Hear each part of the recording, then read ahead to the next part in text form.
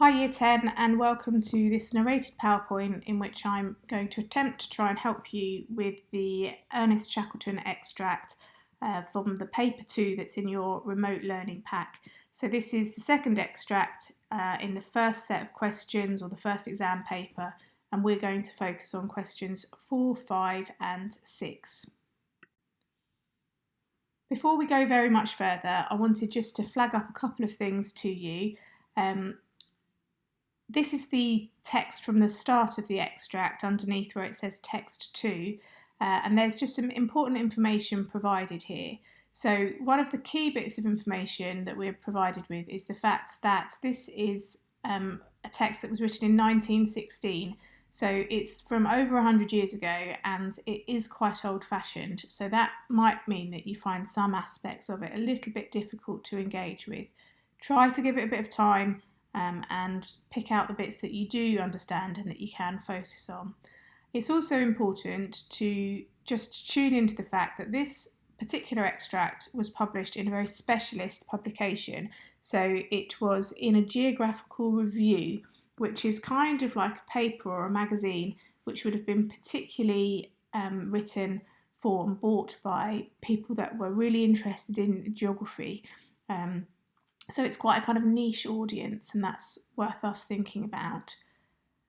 I've included this map here just to give you a little bit more context or more ideas about what's going on in this piece, because it becomes a little bit difficult to follow. Essentially, Ernest Shackleton wanted to be the first man to lead a team of men on a land expedition across Antarctica. And to do that, they needed to get to Antarctica to start with. And so he took his ship, the Endurance, and was intending to land at the top of Antarctica. So you can see on the red line here the course that his ship first took.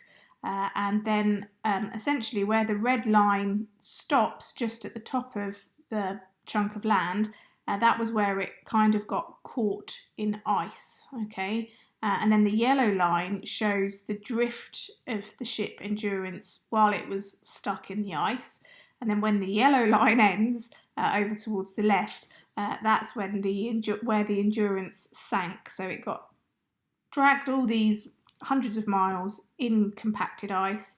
After the Endurance sank, what the men did was they had managed to disembark. They then camped on compacted ice, and then that drifted for another couple of 100 miles, and eventually they were able to get onto land. So that's what's being outlined in this extract that we're going to read. So here is the extract. You should have a copy of this in your remote learning pack. If you don't, you can read it on the screen. I'm not going to read it to you. I suggest you pause the PowerPoint while you read through it and familiarise yourself with it.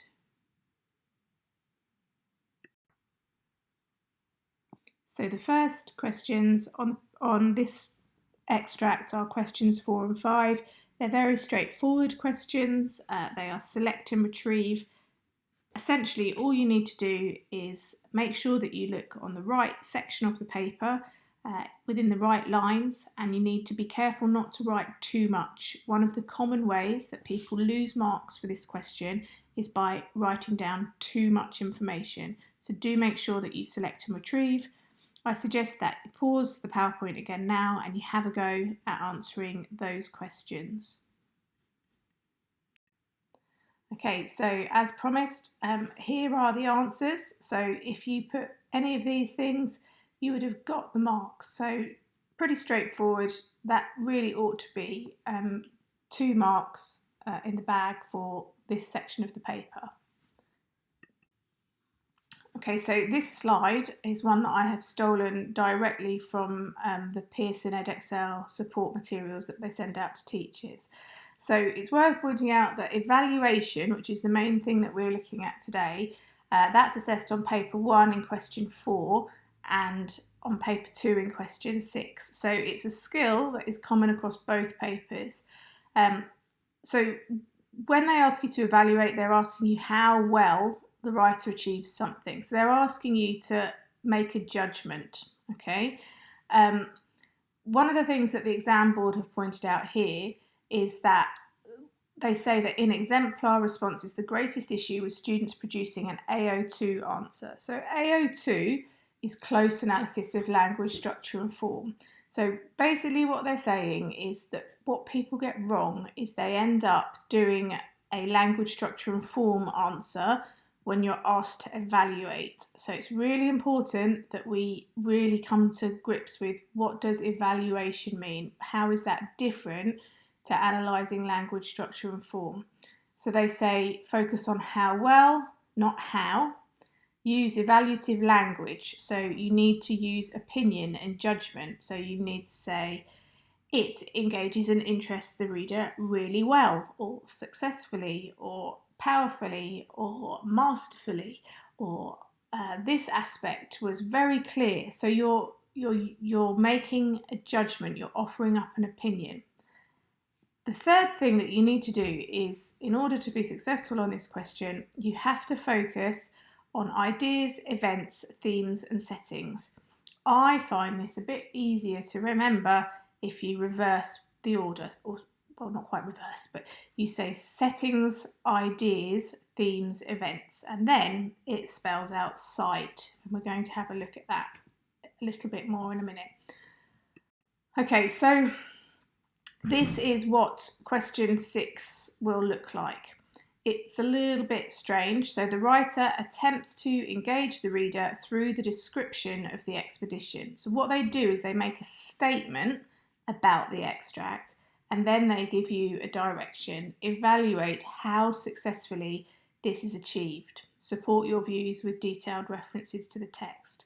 So one of the things that I tend to do when I come to answer this question is I actually rephrase the question for myself, because I think it helps me just have absolute clarity in my mind what I'm doing. So I have rephrased this to evaluate how successfully the writer engages the reader through his description of the expedition. And that just helps me really kind of remember what I'm doing, what I've got to do. I've just put some advice here on the left-hand side of the screen. Just like for question 3, you'll be given 3 pages in your answer book to answer. You don't have to write that much. Some of you have got really big handwriting and you will write that much, and you might even need extra paper. But for the majority of students, I would say a page to 1.5 pages is plenty, maybe 2 pages at a push. Ultimately, you will have about 20 minutes to answer this question. So you need to write a good, solid answer in 20 minutes. And that really ought to be your guidance. And in the green box here, I've just put another reminder that you need to remember and know the assessment criteria. So in question 3, we were doing close analysis of language, but in this question, for question 6, we are doing evaluation, like an overview of the text. This is another slide that I have ripped off from Edexcel Pearson. I often find lots of the things that they send out not so useful, but I actually really like this graphic. So this is just a little reminder that when you do question 3, you are doing close analysis. So here we are, we've got a magnifying glass and a close-up of a cat's eye. So you're really looking really closely in detail at what's going on in the text. For AO4, the evaluation question that we're doing today, you can see that the exam board have provided us a kind of an aerial view, a bird's eye view of a place. And that's what you need to do. And they've used this icon of an eagle or some kind of bird, I think it's an eagle, flying high above. And in order to be successful for evaluate, you have to be like the eagle. You have to stand back from the text and you have to try and get an overview and evaluate it. So standing back from it and looking at the piece as a whole rather than exploring it up closely.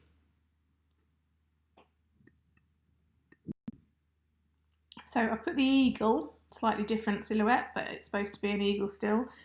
in the top left-hand side of the screen here, and I've put the acronym SIGHT. So SIGHT stands for Settings, Ideas, Themes and Events.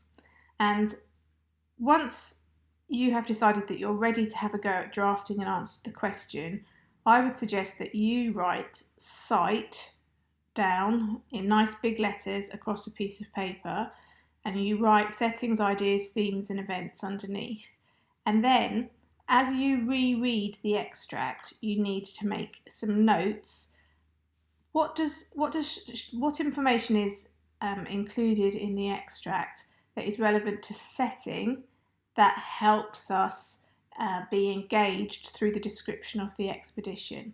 So we're being asked to evaluate how successfully the writer engages the reader through the description of the expedition, and part of that is going to be the setting. So you need to look really closely at that.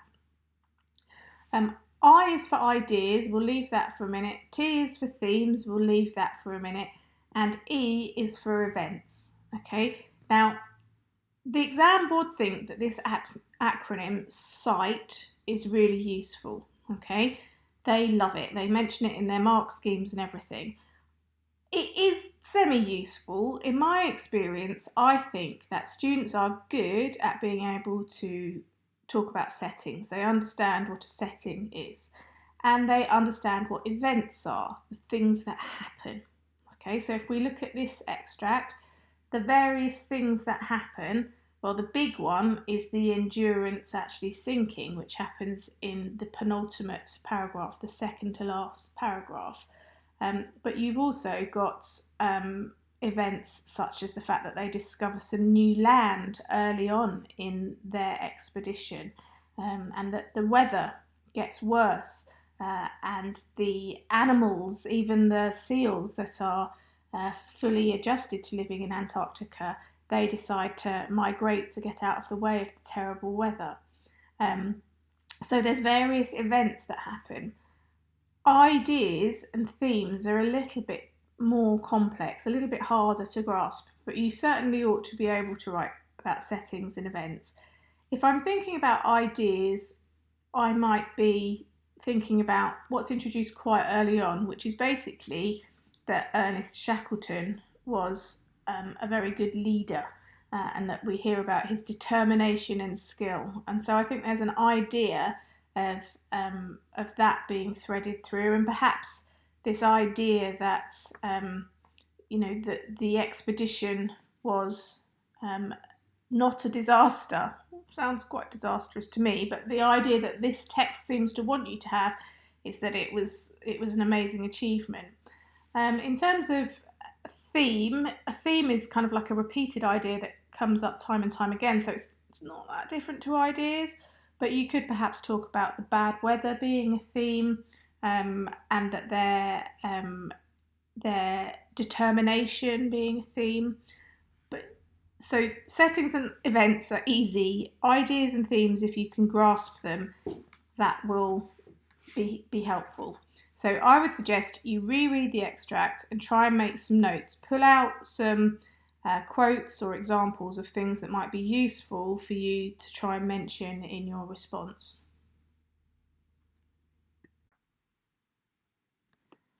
So using SIGHT here, I've made some notes of the sorts of things that you might have pulled out. You need lots of practice at this. In an exam scenario, you don't have time to make extensive notes, but these are the things that have sort of stuck out to me. So the setting is absolutely crucial in this extract. Basically, it's Antarctica, there's loads of ice, it's freezing cold, everything's impossible, and that is emphasised throughout the piece. You might particularly want to pick up the fact that the ice is cemented together and that even animal life is affected, and even the seals decide that it's too blooming cold and so they get out of there. But Shackleton and his crew hang on in there on their frozen ship. If we look at E for events first, I've now read this piece countless amounts of times, so I've found it easy now to go through and break it down into actually what's happened. But essentially there's a major event really in each of the paragraphs. So one thing that it is worth you doing sometimes is to just go through and go, right, what's happened in this paragraph? What's happened in that paragraph? So I've sort of broken down the main things here. But obviously the key event is that the ship was crushed and finally sank, and a whole paragraph is devoted to that. For the purposes of taking these notes, I've kind of combined ideas and themes because I think the difference between ideas and themes is quite subtle, really. And I think you can probably secure low into level 4 without even thinking about the ideas and themes, but you do need to think about settings and events. So perhaps one of the ideas or themes is that Shackleton is a hero or a good leader, that the expedition was saved from being a disaster. Sounds quite disastrous to me, but they insist on making out that it was saved, and that's, I mean, the ship is called Endurance, and the crew kind of suffered and endured an awful lot of stuff and had to put up with cold and being stressed out on a sinking ship in an icy landscape for a huge amount of time. So that's some ideas of the sorts of things that you might cover in sight. Before we go any further, I just wanted to have a little look at the Marc scheme. Okay, so I've circled level 3 and level 4. Essentially, to get yourself a grade 4 or 5, you need to make sure that you are hitting level 3.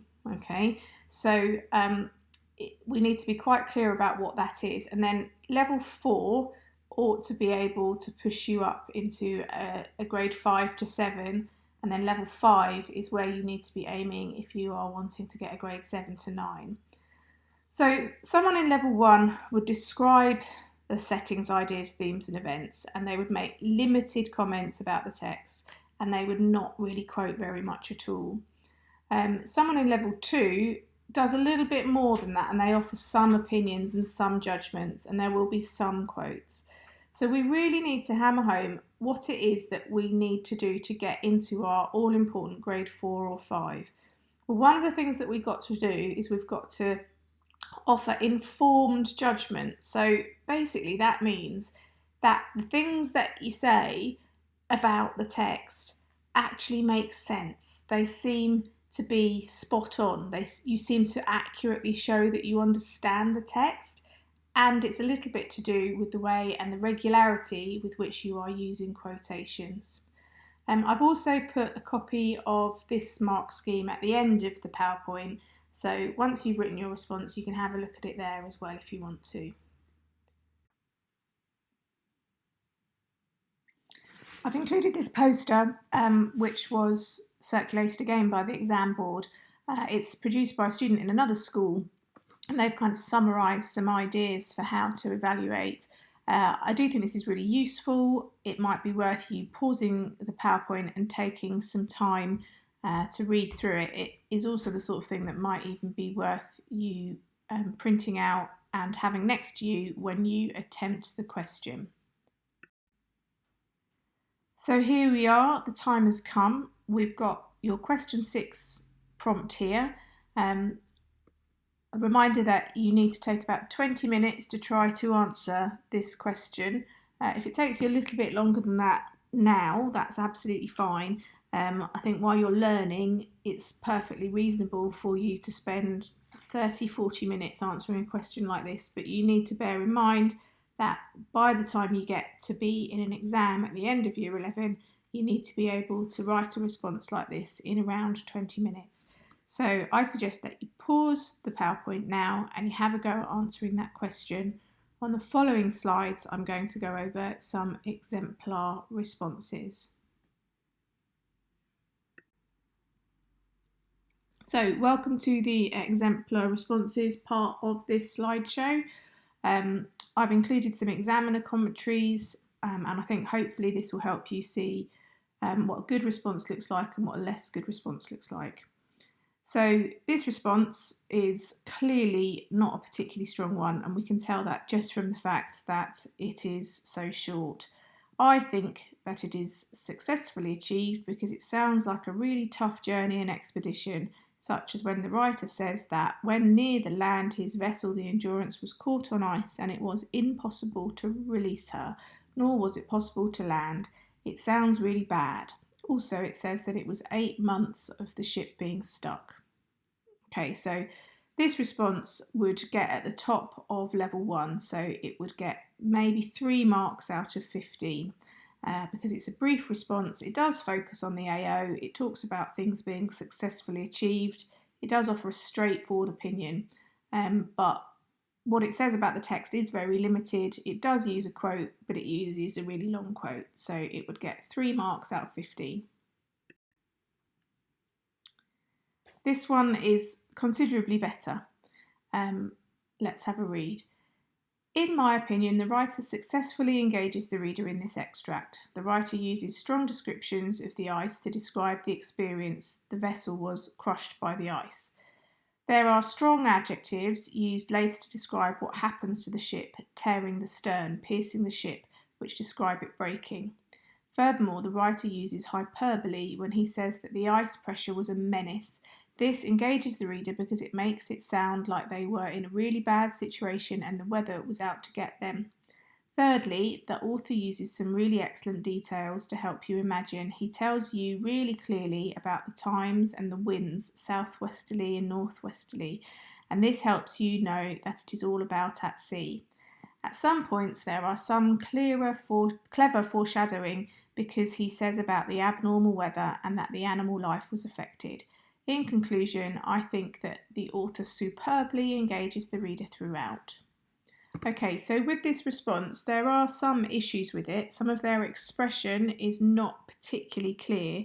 However, you're not being assessed for your writing ability on this paper. It's all about what you're able to read and infer. And actually, overall, they've done really quite a good job.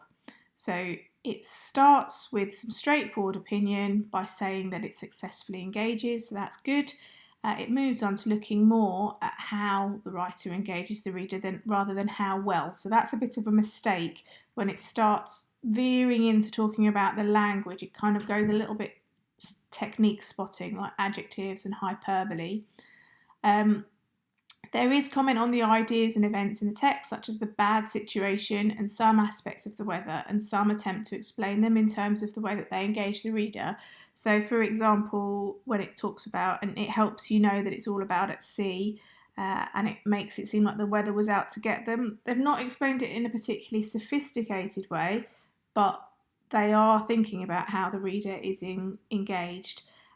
So they do use judgment throughout. So they talk about really excellent details, clever, misspelt, but clever foreshadowing, and superbly engages. So overall, this answer falls just into a band 3, so it would get 7 out of 15. Now this one looks really promising, doesn't it? It looks like it's well sustained. Let's have a read. The writer successfully attempts to engage the reader at the start of the extract. The writer uses the date, June 1st, straight away at the start of the extract, and it already tells the reader that this is an important date and that something important is going to happen, and that is interesting and engaging. Also, the use of the word cablegram, which is a type of message sent by a cable, is successful and engaging about the expedition, as this would have been the way that they sent messages, and it really stands out as unusual. It stands out and it makes the reader realise that this was an important thing happening, and it makes the reader want to read on to find out more about what is happening. The writer also successfully engages the reader by including a rule of 3 when we hear about the provisions, equipment and scientific data. This allows the reader to understand that the crew got these things. The main reason that this is interesting towards the reader is that it would make them know that the crew did the job really well and better understand why it was an important expedition.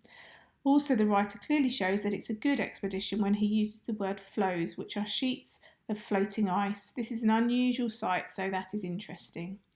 The writer shows that they have attempted well to show the reader and to engage them. They use some statistics when they talk about the temperature. It fell to -49 degrees. The reason why this engages the reader is because it allows the reader to imagine what the weather was like and what it must have been like for the writer, and it shows the experience was really hard. So even though it looked like it was very good because it's quite sustained, and even though the opening was quite impressive, actually what happened was as we read through this, there was an awful lot of waffle and an awful lot of them not saying very much indeed. So actually, this response here only satisfies level 2. So it would get fewer marks than the one on the previous slide, which was a lot shorter. So the exam board have written that the response starts with a straightforward opinion and shows promise early on, but comments quickly move on to how rather than how well. So for example, when it starts talking about the cablegram, they fall into the trap of technique spotting and make vague assertions about how the reader is likely to respond. Although comments offer limited judgment, this is an unusual sight, so that is interesting. No real insight is offered. So there's some limited comments made about the setting, but overall the response is too general to progress beyond level 2. To reach level 3, informed judgments must accompany relevant points. And then they've put at the end, offering explanations of the words provided in the glossary will not be rewarded with marks. So you really get the sense that the student is just filling the page when they explain about the cablegram and when they explain what flows are. But really don't bother doing that because it doesn't get you any marks at all. Okay, so this is a response of a low level 4 mark. So this is a student who's probably aiming towards a grade 6. So there's some things about this response which are a lot better. The writer successfully engages the reader through clearly stating the date, June 1st, and also the precise location, Port Stanley in the Falkland Islands. These details, together with the statement that the daily press had reported the event of Shackleton arriving, make it clear that something important and historic has happened, and this is intriguing. So I thought with this opening, they've kind of gone about it in quite a clunky way, but actually the point that they're making is that it sounds like it's a historic moment is quite good. The reader will want to read on to find out what happened. We are also told that although the ship sank, the expedition was saved from disaster by Shackleton's determination and skill, and these positive adjectives are part of what interests and engage the reader as they want to know what he did. This bit's quite an interesting section because even though they do go into AO2, they do start talking about the effect of the language, the adjectives, they're using that to underpin their evaluative comments about the text as a whole. So that is good. This is one of the main ideas in the extract. The use of the figure portrays an accurate representation. The use of figures portrays an accurate representation of the events that are in the extract because we are given precise dates and also temperatures. Coates Land was sighted on January the 10th, and then they say that a new land was discovered. This is an unusual thing to happen, and so people's interest is masterfully heightened, but it seems like not important when later the disaster with the ship comes. The reader becomes made aware of the ideas in the extract early on because it tells you that the crew survive and that the ship sank. The reader is told very early on about the settings in the extract, and they particularly engage with the descriptions of the ice and cold. It fell to minus 49 degrees, and this makes them fully engaged with and relate to the situation. The main event in the extract is when the ship finally sinks, and this takes up a lot of the description in the penultimate paragraph, which uses a lot of adjectives and allows the readers to feel what a painstaking process it was waiting for the ship to finally sink. Even then, the men still have to travel over the ice. Then it finally explains that the attempt to cross the Antarctic was given up. It sounds very hard, and so we successfully understand why they had to give up. So I think this answer is better towards the beginning. It starts really well. It does do quite a good job of talking about settings and events, and it does keep a good focus on evaluative language. So the exam board say this response is very clear about the need to focus on sight and starts with the evaluative successfully engages and evaluative languages used elsewhere. For example, masterfully heightened, fully engaged, showing a sustained focus on the question. Some critical judgments begins to emerge, seems like not important when later the disaster with the ship comes. A rather formulaic approach is taken thinking to cite, which perhaps limits the scope for this response to become exploratory. References are appropriate and detailed, which means that this response fills the requirement of low in level 4. Yeah, it's just gets into level 4, I would say, but definitely getting better. So saving the best for last, I'm not going to read this to you. I'm going to allow you to spend a little bit of time reading it, and the commentary on this response, which would have got full marks, is on the next slide. So that response that you've just read gives a sustained and subjective evaluation of the extract and systemically weaves perceptive critical judgment through the commentary. So they use lots of language evaluation, so compelling strategic approaches, arresting and engaging. Authenticity is clearly implied, is discerning and subtle. So they sound like they've swallowed a dictionary, but they know what they're doing with it. Linking convincingly to the points made, and it's sustained right through the answer. It has a finely attuned sense of the extract with its context of being published in a geographical journal, and it takes this readership into account alongside that of a modern specialist reader. So it really kind of gets that a text exists in the time when it was written, but it also exists in the time we're reading it now. Where AO2 is considered the weather conditions foreshadowing and the semantic field of pain and suffering, this is tied in really convincingly with the judgment that they're making about the text as a whole.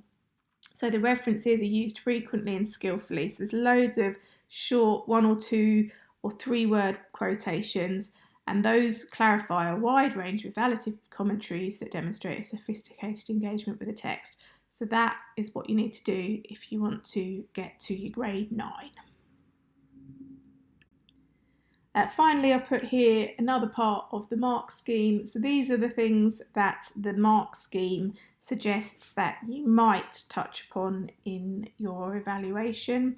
So you can see from the various exemplars that we've looked at on the previous slides that often other points are made. It's not just these points that are made.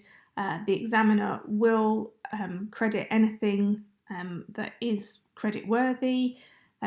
It's worth just reminding ourselves about this bit here. So references to a writer's technique should only be credited at level 2 and above if they support the critical judgment. So this is, you can't just technique spot because you'll end up doing an AO2 answer, and the assessment criteria here is AO4, so you've got to keep that eagle in mind all the time.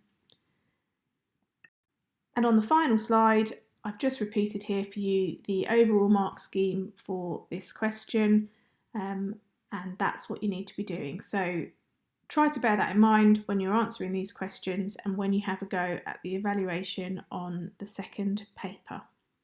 Thank you for listening. Hope it's been helpful.